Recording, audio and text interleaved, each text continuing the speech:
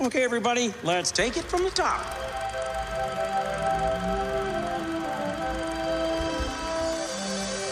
To all who come to this happy place, welcome. Hi ho everybody, and welcome back to D Plus Us Weekly, the weekly show where we talk about shows exclusive to Disney Plus, episode by episode, week by week, for your enjoyment and ours. I'm one of your hosts, Griffin, and I'll Griffy D-Pad, and with me as always is the wonderful, the amazing, the hungry Mr. Miss George. How are you doing? You are muted, my friend. I forgot I muted myself in the intro so you don't hear weird background noises as you start recording, and that's about how well my day is going. But I am also very hungry. We always come into the weekly shows with such an unhinged energy. It's really great. This is peak us. I mean, you know what's going on behind the scenes. I'm like, this is the furthest thing from my mind, but it'll be nice to have a distraction. Yeah, folks. It's From gonna Sea be of Stars and trying to get that platinum trophy. I still gotta get back to that game. It's so good, but I'm so close. I'm still on that Baldur's Gate train, and I don't think I'm ever leaving. See, that for me is what the reward for finishing this is starting that. So I don't know if I'm going to be able to do it. There's also that Avatar game that came out, because, James Cameron blew people. I don't care. I don't care. You had Pocahontas with blue people as the movie. Now you've got Far Cry as Pocahontas as blue people as the video game. I will say I'm significantly more interested in the video game than I am in any of the movies. So I'm interested in none of it. But we're not here to talk about Avatar. We might be in a few weeks. We might talk about it a little bit. You never know. Maybe we'll finally talk about a video game, and that video game will be Disney Dreamlight Valley. Beside the point, we're here to talk about Behind the Attraction. We're talking about Behind the Attraction today, episode whatever of season 2. It is titled The Food. 5? No, I think it's 4. How many more? Because we have 2 more left. Right. Yeah. I thought for some reason I thought there were 8, not 6. It's The Food. If you haven't listened to one of these, first off, let me give you all the spiel. The weekly show, D++ there is no spiel. Weekly. The weekly there's a spiel. There's a spiel, and there's a rigmarole, and there's housekeeping. The rigmarole is already done. Housekeeping? There's always housekeeping. Go watch the other shit. That's the housekeeping. I mean, fair. No, so if you guys haven't listened to it, the weekly show, normally we talk about the episode, talk about the plot of the episode, just kind of talk about the episode in general. If you haven't listened to a Behind the Attraction episode before, though, typically we deviate from the actual episodes themselves to kind of just talk about the overall topic and our experiences with them in the parks. With this one, I want to talk about the episode for like a couple minutes before we really just start diving in and talking about the food of Disney, because, God, there's so much to talk about with the food of Disney. There's so much food. First off, I'm so happy this episode exists. Yes. I think this is great. This and the Nighttime Spectacular episode were the two I was most excited to watch and chat about with you. So I'm really glad that we got to this point. I like, though, that we're getting episodes of Behind the Attraction that aren't just about the attractions. Because, like, the thing about Disney is that every little detail in the parks is an attraction to somebody. So getting the bits about the food, getting the bits about the Nighttime Spectaculars, I hope we go further into that if we get a season 3 of this. The other thing... I feel like we're starting to run out of stuff to talk about, unfortunately. So I don't know how much content... more we could. There's so much more we could talk about. But I worry that the further they get into this, the less appeal there are going to be for some of these episodes for the general audience, where you're still pretty, wide-ranging when it comes to, we talked about Big Thunder one week, we're talking about Pirates, now we're talking about food. We've still got, I think it's Epcot and the Nighttime Spectaculars to chat about. So I worry eventually you're just going to dilute it to a point where people aren't going to be as interested or invested as they are into like some of these. I think we're going to start to have to get specific.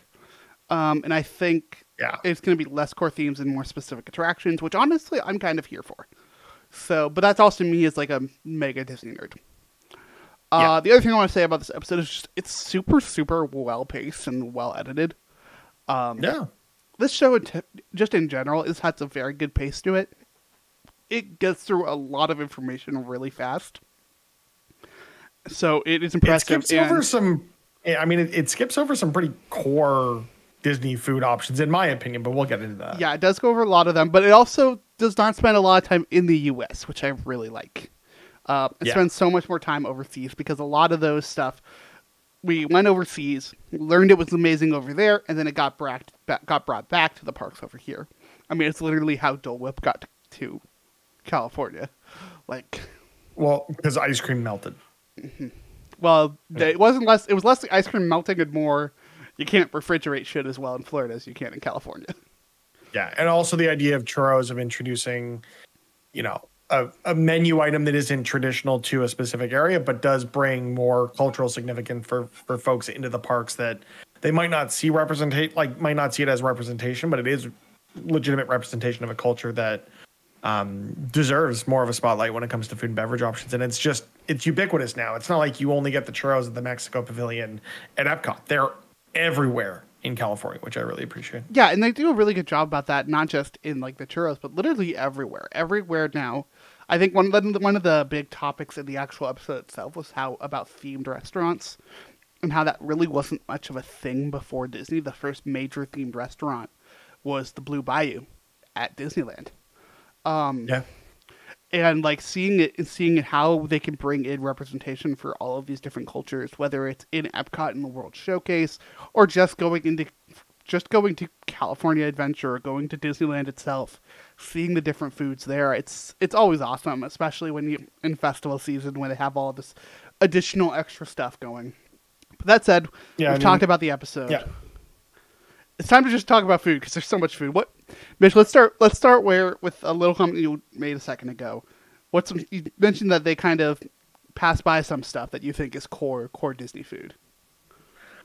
How do you have an episode that focuses on the food of Disney and not spend time talking about Casey's Corner? Yeah, kind of wild, right? That's insane to me. Casey's Corner or the World of Pandora. Like, those are two dining staples for me as an East Coaster when I go to Florida. Like, those are the two big things. And they just glance right over it. They don't talk about Galaxy's Edge or the food options there. Like, there's so much they could dig into and they didn't, which is kind of disappointing. Yeah, I think they definitely stuck to this episode to a lot more of like, hey, this is about cuisine and it's about cooking. The history of cuisine, yeah. And like on that side, it's cool, but also there's just so many great food options at the parks. Yeah, Pandora's is pretty great. I'm not one of the people that personally loves Casey's Corner, but it is iconic. I asked Carmen, you go to Disney, what is the one food item you have to have after we watched this episode? For me, it was a meal at Satuli Canteen in Animal Kingdom. Doesn't matter what it is. Cheeseburger pods, awesome. The bowls, awesome. The desserts, awesome. The drinks, awesome. For her, it was the corn dog nuggets at Casey's Corner. Are we talking Florida or California? I'm talking Florida just because that's if we're talking Florida, I will visit the most. I mean, it's both. It's a Ronto wrap. It's going into Star Wars and getting a Ronto wrap. That's my favorite food in the entirety of the parks. Specifically, both are great, but I like the breakfast one more. I'm really disappointed that they took the plant-based Ronto wrap off the menu. Right? It was so good. That's the only Ronto wrap I've had. I haven't had the regular breakfast one or the lunch dinner one. I've only had that veggie breakfast Ronto wrap with the kimchi and the oh my God, it was perfect. It was so good, and it's gone, and it makes me sad. Yeah, one of the weird things, kind of just a side effect of one of my Disney trips, is I started eating a lot of not like meat alternatives after going to Disney, particularly from Impossible. Because I'd gone to Disneyland and ate a bunch at Avengers Campus at the Pym Test Kitchen. And I think all of the meat options at Pym Test Kitchen, don't quote me on this, I think all of the meat options at Pym Test Kitchen are Impossible meat, so not actual meat. I know the meat, the meatball, in quotes, it's vegetarian for sure, yeah. Mm-hmm. And it was one of those things that was like, oh, I actually kind of love this. I'm going to just incorporate this into my diet because it's great. It's the same. I go to Burger King, I'll get an Impossible Whopper 50% of the time. Mm-hmm. It's one of those things where it's like, oh, I wasn't really expecting to be doing that coming out of a Disney park. Also, just all the food at Pym's Test Kitchen is fantastic. Okay, so it might not all be vegetarian. Like it's a very vegetarian friendly restaurant, but like you've got eggs, which not vegan, is vegetarian, depending on who you talk to. But there are like bacon options. There's salami. So like there are plant-based options for sure. But I still think like there's the giant buffalo wing, which is it's a turkey basically, you know, they talk about it a bit here, the turkey leg. So it's basically just one of those. God, the turkey sauce, legs, man. Those things are like, I can't do those anymore. I can never do them due to my allergy to poultry. Ooh, yeah, that sucks. Like, I remember growing up and, like, my dad and I would get one of those and we'd share it. It would be, like, the greatest thing ever because you have this just gigantic piece of meat. Yeah, you just eat meat all day. You feel absolutely like crap afterwards because it's just, there's so much salt in that thing. But I cannot do it anymore. I feel bad just looking at one of those things now. Yeah, I will say though, it was interesting going to California after having been in Florida because I think there are a few things like the cheeseburger spring rolls that they do in Florida are out of this world. They're so good, but then you don't really get the churro options the way that you have on the West Coast. So going to Disneyland, getting that traditional Disneyland 14-inch churro. Although I will say the best churro I've ever had at Disney was at the Nomad Lounge at Animal Kingdom. They had like these little mini churros. They're like warm and fluffy. So it's not a like classic churro. Not a mass-produced churro like you get in California, but it was. Some of those special churros are so good. There was like a peanut butter and jelly churro at one point that was legitimately like one of the best things I've ever had. But I think one of the it's kind of like two categories for food for me, or really three. There's snack carts. Because the snacks are fantastic, especially shout out to the Mickey Mouse pretzel. That is my go-to. As it should be. There are your counter restaurants, and then there's your sit-down restaurants. Like those are kind of the quick service and your table service. Quick service and table service. Thank you. I could not remember those names to save my life. The only reason I remember them is because of the Disney dining plan. Because the first time I went to Florida as an adult, we had the dining plan. It's like, okay, we've got the quick service plans. We got to plan out all our quick service meals, which honestly is probably the best way to do Disney. We had a couple of reservations this last trip and having to plan your day around where you needed to be. Like we had a reservation at Via Napoli, one of the best pizzas I've ever had from a restaurant that isn't like it's just amazing some of the quality of food that you can get from Disney. It's not, you go to Disney, a lot of people are like, oh, the food's like whatever. You're eating pretzels and hot dogs and stuff. But then you go somewhere like Via Napoli or Le Cellier in the Canadian Pavilion, shout out to Canada, at Epcot, and it's just like, wow, this is out of this world. Or like even on the California side, going to the Lamplight Lounge. The Lamplight Lounge might be my favorite meal I've had in a Disney park. Are we talking about it now, or are we talking about it when we talk about the nighttime spectaculars? Because I have a fucking great lamplight. Are you talking about like when you saw World of Color from the Lamplight Lounge? Watching World of Color from the Lamplight Lounge on the lower deck, we will talk about right on the edge. We will talk about watching that during the nighttime spectacular episode. But just the Lamplight Lounge itself, the actual like the foods, the drinks, the vibe of the restaurant, the theming. So good. Like walking down and seeing all of the art hanging from the ceiling and the the paper that they've got and stuff. But like also like the meal I had there, we had gone for brunch. So I had gotten avocado toast, which I was like, okay, it's a basic standard lunch. I wasn't expecting a ton out of it. They show up with this thing of avocado toast, and this thing has like a full fucking steak on it and a poached egg on top of everything. And I'm like, oh, gotcha. This is a full fucking meal. I mean, it should be if you're paying like $24 for an avocado toast meal. Well, it was one of those things where it's like, it definitely said it on the menu, but I did not fully read it. That's reasonable. You went for the experience, then just kind of stayed. We went for the drinks. Let's be real here. We went for the drinks. Yeah, that's what we did. We ordered a few appetizers and drinks, and we had a fucking blast. Like we had that. Oh my god, have you had their potato skins? Yes, so good. Yo, they're so good. But yeah, like it's just the only thing I don't like about Disney food is people's. I don't want to say obsession, but I think there are a lot of people that plan their trips around specific meals, and that FOMO that kicks in of everyone having to make the reservations however many days out can make it so that your trip itself isn't as spontaneous as you might like it to be. That's definitely fair. We were pretty spontaneous on our last trip where it was, we had a few reservations we were willing to drop, or reservations we might look to pick up or get on the wait list last minute, whatever the case might be. And we did that when we were in California as well, which honestly was probably better. Like we had, we didn't have we had a Lamplight Lounge reservation before we got to the park. As soon as we got to the park, I went to the concierge and said, or the maitre d' at the restaurant said, "Hey, we've got this reservation.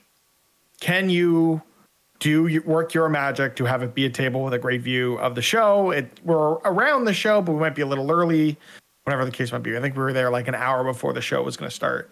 They're like, "Don't worry about it. We can bump your reservation like 30 minutes and we're putting you in a spot that you need to be in." And like that level of service, let alone the dining and drinking experience, like when they can make those magical moments happen. And I know it's a cliche, but like that made that trip for me, that experience at Lamplight Lounge, although there was some stuff I'll talk to you about off camera that maybe made it less entertaining. But in general, like the service, like that accompanies the food options, whether it be from a cart where you're buying popcorn or at a really high-end Italian restaurant. I think a couple of the special things for me, a lot of the special memories I have around food in particular at Disney is very much revolved around people. I think that's something that's not just Disney related. That's something that's very much food related. Of you associate those meals with the people you have those meals with, but you also associate those meals with the people, with the wait staff, with the people checking you into the restaurant, with other people nearby. Like some of my favorite things, like on the Disney cruise when I went as a kid, I don't remember much about it because again, child. You were a kid. But one of the big things was that we kept the same wait staff the entire trip, even though we were eating at different restaurants every time. Like they follow you from restaurant to restaurant, and it really makes your trip. One of my I will say that's not exclusively a Disney thing. Every cruise I've been on with other cruise lines, they do the same thing. Yeah. It's more to get the point across with the people. One of my family's go-to spots in the entirety of the Disney parks is the malt shop at the Beach Club Resort. Is that the one with the kitchen sink? It is the one with the kitchen sink. I'm also surprised I didn't talk about here. Yeah, right? This episode could have been like another 2 hours easily. I would have been fine with it. Like I have my Disney cookbooks in the other room. The other room being the kitchen. That tracks. I still want to get the Ratatouille cookbook. The Beach Club, though, fun as that being like our go-to spot now, like it is so go-to for my family. Like we get in the first night we are in Florida, that is where we go get dinner. And it's because of the people there. Like we just had so many great experiences, either sitting at a table or sitting at the bar and just talking to the staff there. They have always been the greatest, kindest people, and it really does make that experience. And that's everywhere. That's everywhere in the parks. Yeah, I mean, one thing I'm never going to forget, and I feel like every one of our episodes, I find a way to tie this back to when I got engaged. But I had I had our engagement planned where we get to the park early because we've got a breakfast reservation at Be Our Guest Restaurant, Beauty and the Beast Castle in Magic Kingdom. First full day in Florida. We spent a half day at Epcot the day before, but our first full day in Florida, we're at Magic Kingdom. I'm proposing. We got this breakfast plan. So we do the whole thing, get a bazillion pictures taken by the photographer in front of Magic Kingdom Castle. I was, cheap at the time. We didn't spring for PhotoPass, so he just took them all on my phone, which honestly worked out pretty well. Yeah, and then we get to breakfast. And I ate 2 meals at that breakfast because my wife couldn't eat because she was too excited. She was freaking out trying to text everyone who already knew that she was getting engaged, but she was so excited. So I ended up eating both of our meals. And as we're leaving, I'm just like, oh man, it was a lot. I mentioned to the wait staff, I'm like, I didn't want to see the food go to waste. So like she ate what she did and I ate a lot more, but like we got engaged. Is there anything you can do? And they came out with like a congratulations plate with a gray stuff cupcake. And it was just like, it's those little things that you don't have to do as a service. That gray stuff though. They always go up above and beyond. They talk too much about the gray stuff in this damn episode. That's for damn sure. That gray stuff deserves to be talked about as much as they talked about. That stuff is amazing. But the corn dog nuggies, Griffin. They're corn dog nuggets. They're corn dog nuggets. They're great. I'm not disagreeing, but they're corn dog nuggets. They're not nearly this like mind-blowing thing. That says shout out though. Shout out to like the foot-long corn dogs.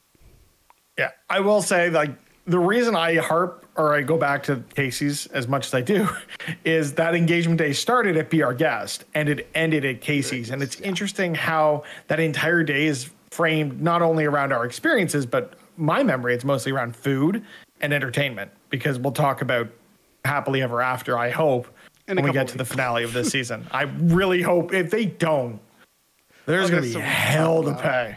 I already have the thumbnail made for that, and it's not Happily Ever After, I'll tell you that. Is it World of Color? No, it's Fantasmic. All right, I'll give you that. Look, when it comes, I love Happily Ever After. But if I have to pull like a single iconic thing from Nighttime Spectaculars, I'm pulling the motherfucking dragon. Yeah. I get it. But we're not talking about that. We're still talking about the food. Yeah, there's so many fantastic restaurants around the parks. I definitely have a lot that are like my personal favorites. Like I love the 70s Primetime Diner in Hollywood Studios. It's not the most special place by any means, but it's another one where it's like the staff really makes it for you. I like looking at Florida, because this isn't the case in California. Hollywood Studios desperately needed Galaxy's Edge, and I'm glad it's there because now there are actually dining options in that park that I enjoy. Yeah, there's more there that I like. There really isn't. I feel like a lot of the sit-down places were great. Yes. Yeah, I'll give you that. Unfortunately, they got rid of the coffee shop that I loved. It's like that tapas place now. Yeah. But it was the coffee shop where I got to meet Ridley Pearson, so it like really held a special place in my heart because that makes sense. He wrote the Kingdom Keepers book, so of course he would have a book signing in the parks. Yeah, that tracks. Mm-hmm. I think the other thing we haven't talked enough about, at least looking at the U.S., is Downtown Disney / Disney Springs, because even though it's an extension of the parks. In California, it's right goddamn there. And since there's McDonald's and Panera across the street, like they gotta put the show together. And I feel like by and large they do. One of the best dining experiences I've had like ever have been at like either Disney Springs or at restaurants in the hotels. Hotel. Yeah. It is a fairly popular steakhouse chain, but Shula's restaurant in, I believe it's either the Swan or the Dolphin. It's one of those. Is legitimately like amazing, mind-blowing food. It's very expensive. It's a steakhouse in fucking Disney World, but the standout for me is the Boathouse in downtown Disney Springs. Disney Springs. Yeah. I just back to the Swan and Dolphin real quick. Even though they're operated by Marriott, I still feel like the staff there get similar training to Disney employees because my God, we went to an Italian restaurant. I want to say it was at the Swan, but it's hard to remember. Whichever one's on the left when you're walking from Hollywood Studios. Either way, we went to this. It was one of the best Italian meals I've ever had. You know, nice Italian beer. We ordered some nice drinks, got a really nice bowl of pasta. And I always judge an Italian restaurant on their simplest dish. I actually did this past week where I ordered just cacio e pepe from a restaurant that we went out to for dinner. But Il Mulino? I always try to go... Il Mulino, yes, thank you. I always try to go simple. So I got simple. I think it was like gnocchi in tomato sauce. Like very, very basic stuff, but just it was really, really good. It was one of the best pasta dishes I've had outside of like the traditional like Little Italy space in town or whatever the case might be. But it just goes to show like they know their stuff. They put together a good meal. And yeah, I mean, I really want to shout out. I think it's Cat Coro's on the boardwalk. I don't know if it's still there. It might have turned into something different, but it was a Greek place, and it was amazing food, fantastic, the best, like so good. It was such a fun environment. Again, the people were great. But I want to also go back to the Boathouse really quick because like legitimately, yeah. I love this place. It is a go-to for me. It unsurprisingly with a name like the Boathouse, it is seafood. So it's not going to be for everybody, but the seafood there is fantastic and also reasonably priced, which is so rare when it comes to Disney related stuff. Plus, you get to watch the duck boats come in and out, and everyone crowds around, and it's really cute. I will say one of my go-tos anywhere when I'm in the U.S. because they don't exist up here is Earl of Sandwich. Really? And dude, Earl of Sandwiches. That was just not what I was expecting you to say. Dude, I mean, between our trip to Vegas, where we stayed at Planet Hollywood, and there was an Earl of Sandwich on the casino floor, and then, going to Florida with Earl of Sandwich being President Disney Springs. I'm like, I could have eaten there 3 or 4 times on that trip. My family stopped me, but I could have done it. It's really good. It's reasonably priced. Like, I'm not disagreeing with you in any way. Like, it's good. I'm not disagreeing at all. It was just one of those things where, like, that was just not what I was expecting you to say. Well, it was interesting because, like, the first day we got there, we get to Disney Springs, no one can decide on what they want, and I basically had to say, everyone shut up. We can't agree on anything. We're going to Earl of Sandwich, and everyone's going to enjoy their goddamn sandwiches. And guess what, Griffin? Did everyone enjoy the goddamn sandwiches? Everyone enjoyed the goddamn sandwiches because they're really goddamn good. There's the clip out for the episode. There you go. There's your TikToks or your Instagram Reels or your Threads, whatever they're called. We don't post any of those. No, we don't. At D+S on all the socials. Morimoto Asia. I had not eaten there until this past trip, and it is without a doubt one of the best sushi meals I've ever had. Like it, I'm kind of a glutton when it comes to sushi, where I will go all you can eat and eat really, really bad sushi in bulk.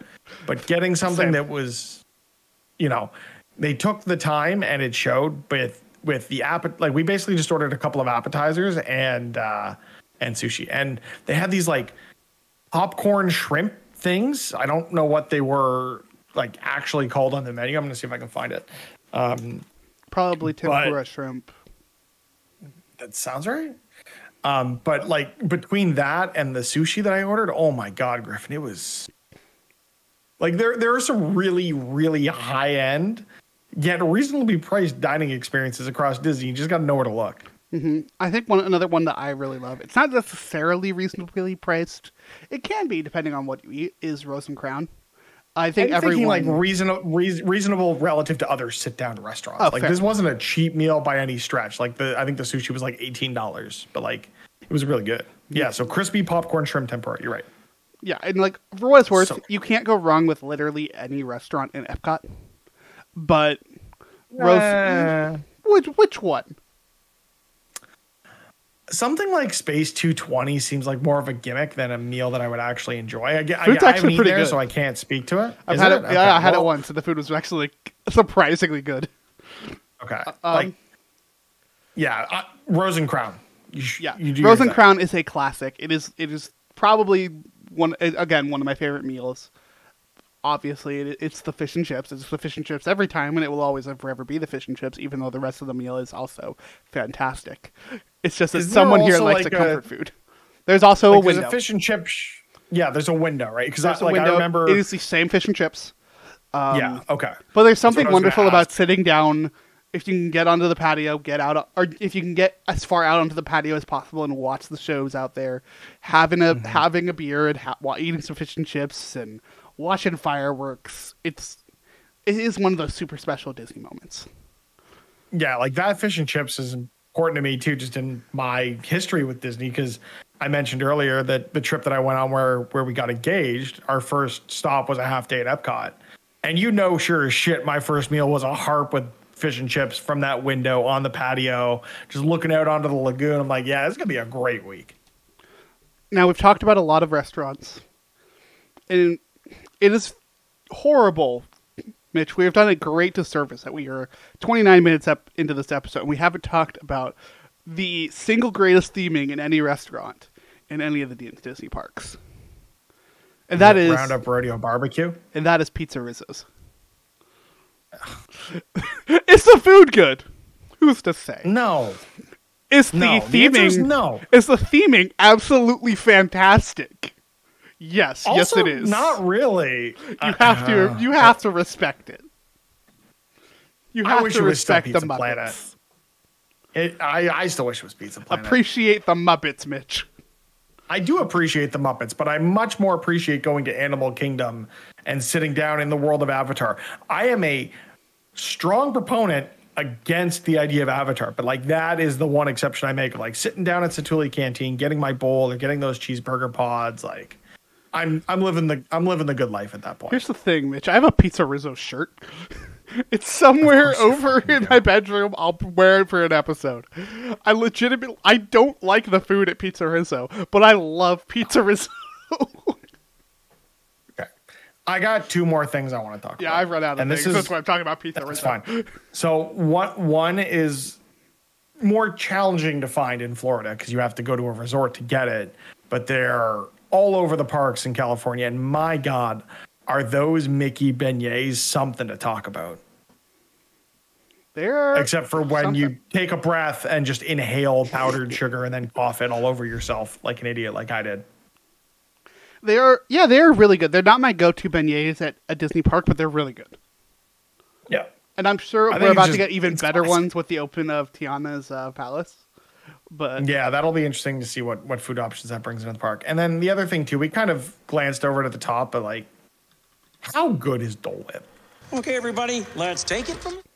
Sorry. Which is funny because like that's going to be the thumbnail for this episode is Dole Whip because it's easily the most popular food at Disney. Like, Dole Whip is fantastic. And apparently we were supposed to get it outside of the parks in like a prepackaged thing, but I still get to see it. So I don't know what's happening. I found it once and it happens every year. And every time I go to this event, I get Dole Whip. So at our local, I say local, it's called the Canadian National Exhibition. It's essentially a state fair, but they call it national because I guess it's the biggest one in Canada. It's quite the event. It goes on for a couple of weeks at the end of the summer. There is a booth at that event that every year, I shit you not, serves Dole Whip. It might not be called, it's not officially Dole Whip, but it is the exact same product in these little cups. And I go, and I spend my $8 on this little cup that costs more at the Canadian National Exhibition than it does if I go to Florida. But I don't care because it is Dole Whip and it is a way for me to live that Dole Whip life at least once a year. There's a proper official Dole Whip cup. Oh, I know. Like that you can buy at a store. Mm-hmm. Not up here, I bet. Probably nowhere near me. I've never been able to find this thing. It apparently is out there, and I still have yet to find it. I do like that we got some like the Mickey Mouse ice cream bars in stores now. They're not the same. Quite the same, though. They're much smaller and very different tasting, but it's still nice to have them. Which is the Mickey Mouse ice creams, just in general, top tier snack. Top freaking tier. I feel like we could go on for hours about these different foods. We can't. It's after 10 o'clock. I need to go to bed and I'm already hungry. So to wrap it up, Mitch, go-to recommendation, any park, anywhere, number one recommendation of where to eat. Well, I want to do it a little different. You mentioned earlier you've got the three categories, right? You've got snacks, you got quick service, you got table service. I would say your go-to in each category. Okay, so for snack, for me, snack is Dole Whip. I can't not say Dole Whip. Actually, no. I'm gonna. Everyone says Dole Whip. That's the go-to. That's it. Mine is the cinnamon roll from Gaston's Tavern in Magic Kingdom. God, that's in Florida. It's really, really good. This colossal cinnamon roll with the ooey gooey going on. Oh, it's the best. I'm still counter service. Counter service, I think, is going to be Satu'li Canteen in Animal Kingdom. I think. I would say Pim's Test Kitchen had we eaten there. I think the theming and everything is really cool, but I didn't get a chance to try the food, so I can't comment on that. But every food option I've tried at Satu'li Canteen is phenomenal. So Satu'li Canteen, Animal Kingdom, book it. Table service. This is the tough one. I have a hard time not for value. I think Via Napoli in Epcot. You order a pizza to share amongst a family. It's like $25, and it's a lot of food for a few people. It's really, really good. I'd go Via Napoli. I think that you've got a pretty good menu, and the family-sized pizzas are a great value if you're going as a group. Yeah, I think for me, so snack, it's still that Mickey pretzel. That is still one of my go-tos. It's still one of my favorites. That and mustard, that's all I need. And that'll last me all day. No, cheese sauce. I don't like the cheese sauce. Also, I'm like kind of lactose intolerant, so that will ruin my day. Griffin, it's okay. It's not real cheese. Oh, it's still trust me, my body thinks it is. It's real enough. It's real enough. It's real enough. But yeah, that's my go-to snack. Go-to counter service before we get off the pretzel. One of my most interesting dining experiences at Disney was ordering a Mickey pretzel and sitting down to watch a Cirque du Soleil show, which we'll talk about hopefully in a couple of weeks. So we'll get there. Go-to counter service. Counter service is a hard one for me because there's so many good options. Yeah, I'm gonna cheat. I'm gonna say 2. I'm gonna cheat because it's genuinely a toss-up for me between Pim's Test Kitchen and Star Wars. Galaxy or Hangar Base 6 or 7, I forget. Yeah, 7. 7. Yeah. And then sit down restaurant. It's Lamplight Lounge. It's got to be Lamplight Lounge. Like I didn't say Lamplight because I knew you would. I love it so much, Mitch. It's so my favorite. I need to go down there just to go back to Lamplight Lounge. But that's it. That's going to be this episode, folks. One of our longer weekly episodes because we like talking about the food at Disney. It's so good. Let us know what is your favorite, no skip Disney food place. I want to know what it is for people. Please let us know. I need recos for my next trip, especially if it's like Paris, because I think Paris might be our next one. Hit us in the comments on the YouTube video. If you're listening on podcast services, head over to that YouTube, leave the comment there, and we'll take a look at them and we'll respond to a couple, and we'll tell you if you're wrong if you don't like Mickey Mouse pretzels. No, you're allowed to like what you like, don't like what you don't like. I don't like turkey legs because they would cause me to die. Unless you don't like Dole Whip. You're allowed to not like Dole Whip. We're just allowed to judge you for it. Fair enough. Go check out all the things. Mitch, where can people find us? At D Plus Sauce, your favorite socials of choice. I'm still looking for this package of Dole Whip. I don't think I'm going to find it. We will see y'all in the next episode next week. But until then, have a magical day. Nom nom nom nom nom nom nom.